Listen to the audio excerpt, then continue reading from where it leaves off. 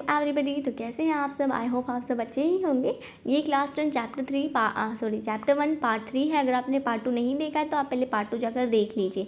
इस पार्ट में मैं आपको बताने वाली हूँ कि पावर शेयरिंग डिज़ायरेबल क्यों है।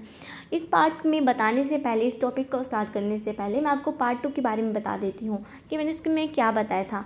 तो श्रीलंका के में बताया था मैंने आपको, मेजॉरिटी का गलत फ़ायदा उठाया कैसे सीनीलीज ने एक के बाद एक मेजर्स लगाए, तमिल्स को नकारा गया एंड देन वहाँ पे लड़ाइयाँ होकर छोटी छोटी एंड देन लड़ाइयाँ बढ़ी एंड देन वहाँ पे क्या हुई, सिविल वॉर है। And so what is a civil war?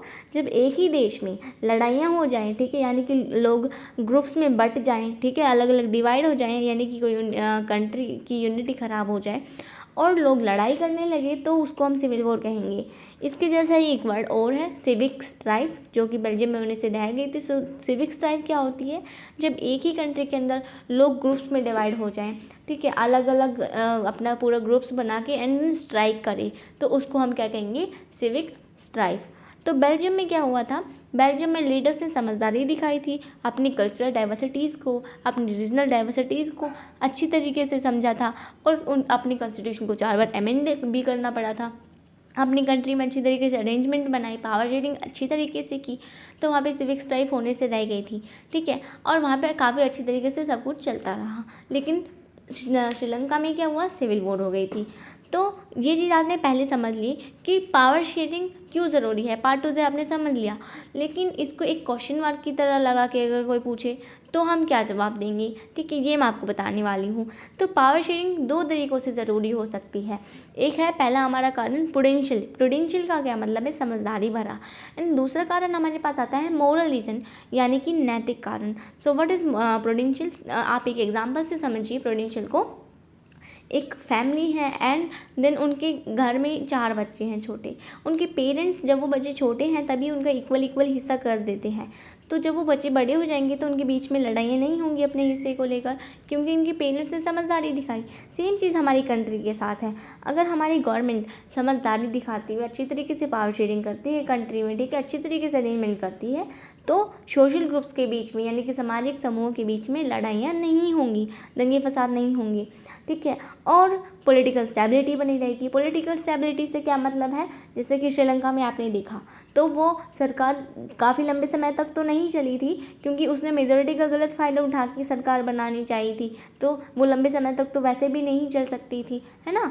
तो हमने उससे क्या देख लिया कि अगर पावर शेयरिंग अच्छी तरीके से नहीं कर रहे हैं, ठीक है, और हम एक तरीके से, उन्होंने क्या किया, श्रीलंका ने तमिल्स के ऊपर थोप दिया सब कुछ, ठीक है।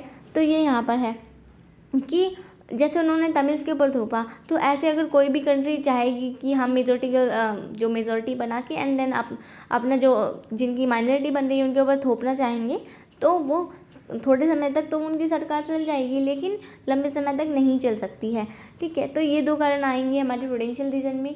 उसके बाद हमारा आता है मोरल रीज़न, ठीक है। मोरल रीज़न में यानी कि नैतिक कारण, इसको भी आप एक उदाहरण से, यानी कि एग्जाम्पल से समझिए कि एक आपकी क्लास में बच्चा कहता है कि वो एक अच्छा बच्चा है, that is a good boy, लेकिन उसके कह देने से he can't be a good boy, यानी कि वो एक अच्छा बच्चा नहीं हो सकता है। उसके अंदर अच्छाई के सारे गुण होने चाहिए। जो एक अच्छाई की परिभाषा होती है वो उस बच्चे के अंदर होनी चाहिए कि वो दूसरों की मदद करता हो, टीचर्स की रिस्पेक्ट करता हो, अपना होमवर्क कंप्लीट रखता हो। तो जो एक हम मानते हैं कि अच्छाई की क्या डेफिनेशन है, वो सब चीज़ उसके अंदर होनी चाहिए। सिमिलरली कंट्रीज़ के साथ है। अगर हम कह रहे हैं कोई कंट्री डेमोक्रेटिक है, तो कह देने से वो कंट्री डेमोक्रेटिक नहीं हो सकती। वहाँ पे जो डेमोक्रेसी के अंदर जो भी पावर शेयरिंग होती है, ठीक है, डेमोक्रेसी के अंदर लोगों को हक होता है अपनी बात कहने का, ठीक है। डेमोक्रेसी के अंदर लोगों को पूरा राइट होता है कि वो किस तरीके से गवर्न होना चाहते हैं।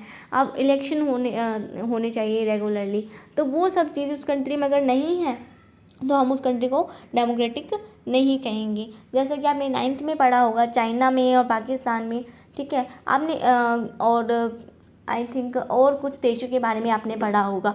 तो चाइना को आप लेके चलिए कि चाइना में वो कंट्री कहती है कि हम डेमोक्रेटिक हैं, लेकिन वो कंट्री डेमोक्रेटिक नहीं है। अब देखो वहाँ पे रेगुलर इलेक्शंस भी हो रहे हैं, वहाँ पे अब गवर्नमेंट है तो इलेक्शन हो रहे हैं तो लोग चुन रहे हैं, ठीक है। तो लेकिन वहाँ पे क्या है, एक ही सरकार है, ठीक है, और वो लोग एक ही सरकार को चुन रहे हैं, तो इलेक्शन होने का कोई फ़ायदा ही नहीं है जब उनको एक ही सरकार चुननी है तो इसलिए वो कंट्री डेमोक्रेटिक नहीं है। जब लोगों के पास राइट ही नहीं है कि वो किस तरीके से गवर्नमेंट चाहते हैं, वो तो राइट की बात तो जब आएगी ना तब उनके पास चॉइसेस होंगी, उनके पास चॉइसेस ही नहीं है। और एक डेमोक्रेसी में चॉइसेस होनी चाहिए लोगों के पास, तो हम उसको डेमोक्रेटिक नहीं कहेंगे।